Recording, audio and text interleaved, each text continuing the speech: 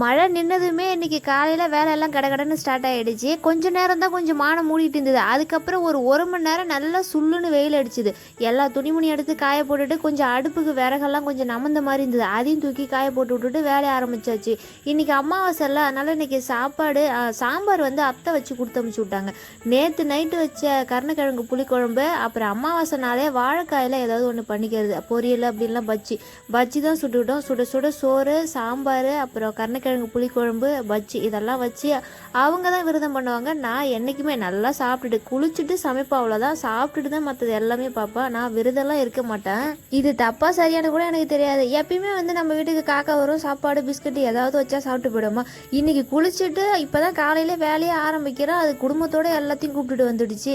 நான் என்ன பண்ணுறது, நைட்டு வடித்த சாதமும் அந்த கருணக்கிழங்கு புளிக்குழம்பு தான் இருந்துச்சு. அந்த சாப்பாட்டில் கொஞ்சம் தயிர் பிசைஞ்சு வச்சு விட்டுட்டேன். பழைய சோறு சில பேர் வைக்கக்கூடாதுன்னு சொல்லுவாங்க. அது வர நேரத்துக்கு குடும்பத்தையே கூப்பிட்டுட்டு வருது. 2-3 பிஸ்கட்லாம் போட்டால் அதுக்கு வயிறே நம்பாது. நல்லா சாப்பாடு தயிரில் பிசைஞ்சு வச்சா ஃபுல்லாக சாப்பிட்டு போயிடும். அதுக்கப்புறம் வராது. இன்றைக்கி அமாவாசை வேற ஆச்சு. இது என்னடா சூடலாம் நமக்கு வந்த சோதனைன்னு நினச்சிக்கிட்டு தயிரில் பிசைஞ்சு சாப்பாட்டை வச்சு விட்டுட்டேன். என்னது தயிர் சோத்தை மட்டும் சாப்பிட்ற, கருணக்கிழங்கு புளிக்குழம்பு அப்படியே இருக்குது. அது வேணாமா?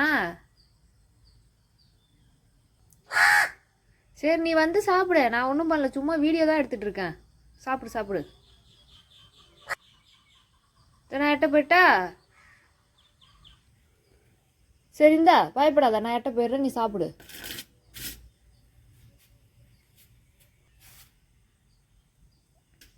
ஒரு ஸ்டெப்பு தான் நான் எட்ட வந்திருக்கேன்.